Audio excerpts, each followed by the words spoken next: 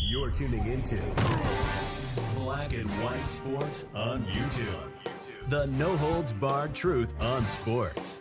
The main event starts now. All right, Black and White Sports supporters. Well, I guess you could call this a delayed Christmas gift, maybe. But, man, I read this. My face lit up. My eyes got this big. And I said, wait a minute. I'm going to get to watch this on TV. I'm going to get to watch Jon Gruden in a courtroom staring over at various officials from the NFL and Roger Goodell. That's going to be televised from a Nevada Supreme Court?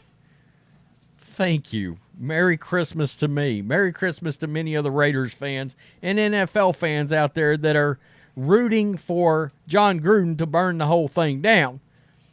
Very interesting side note to this. Dan Snyder and Jon Gruden absolutely hate each other. All right? Now, Jon Gruden hates Roger Goodell, too. By the way, it's very heavily rumored that was in some emails, too. Okay, and Roger Goodell doesn't like Jon Gruden. And we got to remember there was like 630,000 emails in all this, and word has it, there are a whole lot of emails that expose a whole lot of things involving a whole lot of people throughout the National Football League. And that is what Jon Gruden is trying to bring out. He's simply saying, you targeted me because you got all these emails, and these are the only two that got out? Really? And I just happen to lose my job. And there just happens to be bad blood between Dan Snyder, Roger Goodell, and myself. Boy, that's convenient. And that is what Jon Gruden's whole point of this is. He don't care about money. He's got plenty of it. He doesn't care about it. He wants it to go public. The NFL is trying their best to keep this out of the public's eye, because if they get to the discovery portion, holy shit, it's going to blow up the league.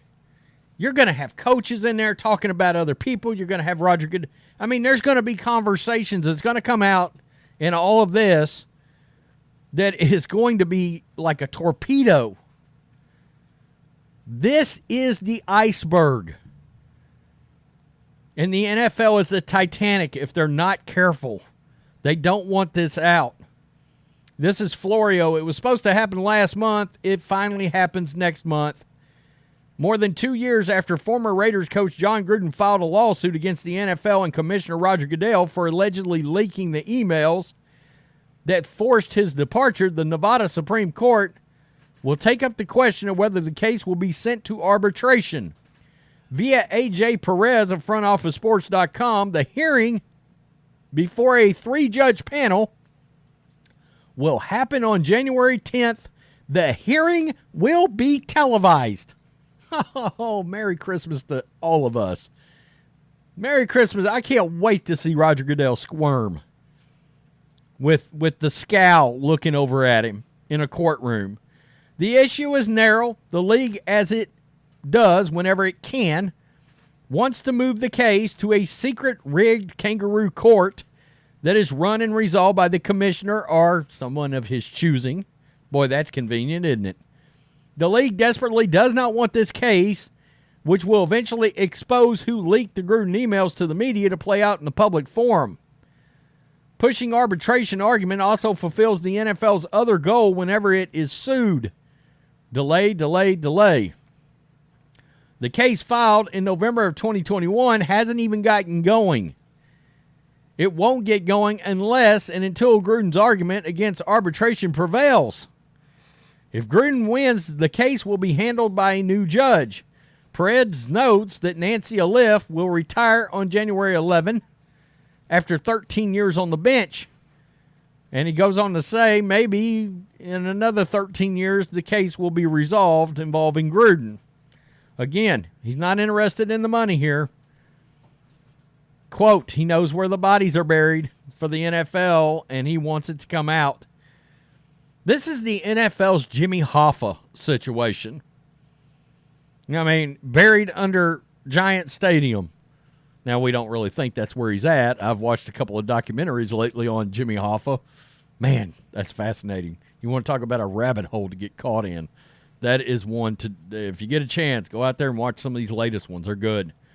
So that brings us over to Roger Goodell, because he's trying so hard. They so badly want the NFL to become a global sport.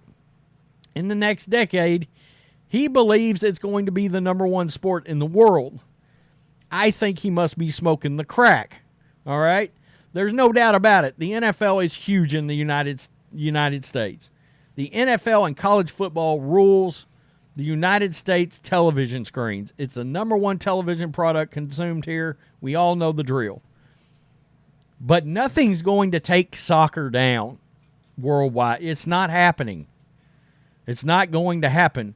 And by the way, Roger Goodell looks like a complete hypocrite on some of these comments he's about to make involving Las Vegas. Because years ago, he did not want the NFL anywhere around Las Vegas because of gambling. And now the NFL is, as we know, has crawled deep in the bed with gambling. And every week, when there is a couple of bad penalties, you start hearing the NFL's rigged. It starts becoming a narrative. Basically every week, the NFL is rigged, gets trending. NFL Commissioner Roger Goodell sees football becoming a global sport within the next decade, with his league at the forefront of that effort.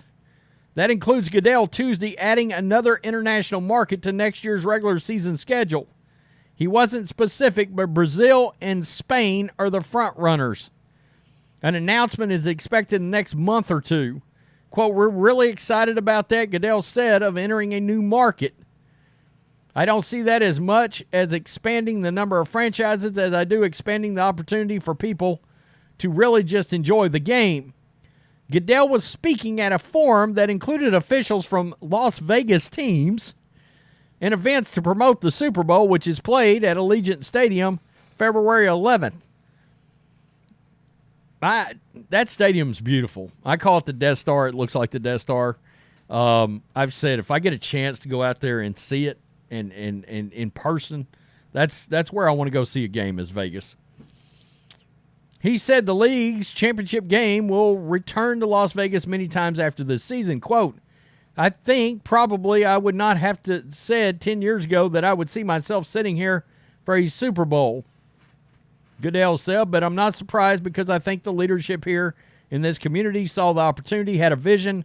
One thing I've seen, when they get involved, they're going to get something." Goodell said, according to CBS, that advertising sold out for this Super Bowl earlier than usual. The Super Bowl was touted at a forum as the biggest event ever in Las Vegas, a city known for hosting major events, including a Formula One race. But now the city is also becoming known as a professional sports town. The Raiders have played no small part in that. Quote, "The NFL's commitment to Las Vegas matters to us." Stephen Hill, president and CEO of Las Vegas Convention and Visitors Authority. "You have changed Las Vegas. Allegiant Stadium has changed Las Vegas." Goodell said Las Vegas even furthers the mission to grow the game globally because it's an international destination. He said the fact that the 2028 Olympics in Los Angeles is adding flag football will benefit the NFL's mission to grow the game beyond the nation's shores. That has been the league's goal since it began playing regular season games in other countries about 15 years ago. 5 regular season games were played overseas this season. 3 in London, 2 in Germany. Quote, "I am convinced that the game is going to be a global sport. We could have sold over our 2 games in Germany 4.5 million tickets. They sold out in minutes. And it's literally the same with the UK. I think you're going to see a very global NFL, not necessarily with franchises, but maybe like having one playing games on a global basis. I see that happening in the next 5 to 10 years. So, once again, it looks like the United States is getting pushed aside for some kind of global agenda by the NFL. That's great. I mean, it's weird. It can't just be America's game, so to speak, right? I've got no issues with some of these games being played. Like especially on like a North and South American kind of,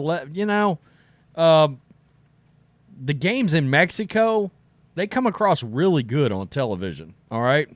There's a lot of fire there. When the Niners, Raiders, or Cowboys are involved, they look great on television, the Mexico games. I'm shocked that some Canada city doesn't have a franchise, actually. But I know Buffalo's kind of construed as one of the teams that a lot of Canadians root for up there. I get that. But I just thought maybe that'd be a priority. Absolutely, they want to do something involving Germany because, I mean, Germany, you watch those games on television, it's like a championship game during the regular season. I mean, there's that kind of fire, that kind of chaos around it, and it makes for good television. It does. I don't want to act like it doesn't. Nonetheless, I think it's interesting how Roger Goodell has flipped the script on Las Vegas. It's funny how all that BetMGM money and DraftKings and FanDuel, it's funny how all that, those sponsorships, etc., seem to change the viewpoint of the NFL, but it raises a lot of issues, gets a lot of fuzzy eyeballs pointed in the direction of the NFL during games, play calls, flags. All that gets scrutinized. Joe Burrow, wrist injury. I mean, the fact is, if the NFL wasn't now fully in bed with gambling, I don't think that gets as much publicity. And those stories are huge. Like I said, the NFL rigged gets trending. So, Gruden televised, going to be interesting there to see what happens. He wants this all out in public. And the idea that there is so many emails out there, floating around out there, involving big names in the NFL, and I've heard some of the shit said in those emails are every bit as bad as what Gruden's got going on, or what he might have said. 10-year-old emails, whatever they were with Gruden, they messed with the wrong dude. This is his goal. I'd hate to have a motivated Jon Gruden of all people, who can obviously afford a hell of a legal team. I would hate to have him coming after me if I was the NFL and Roger Goodell.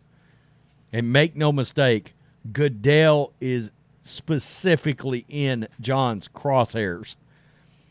Peace. I'm out. Till next time. Thanks for watching the show. Be sure to like, comment, and subscribe. Be sure to tune in next time on Black and White Sports.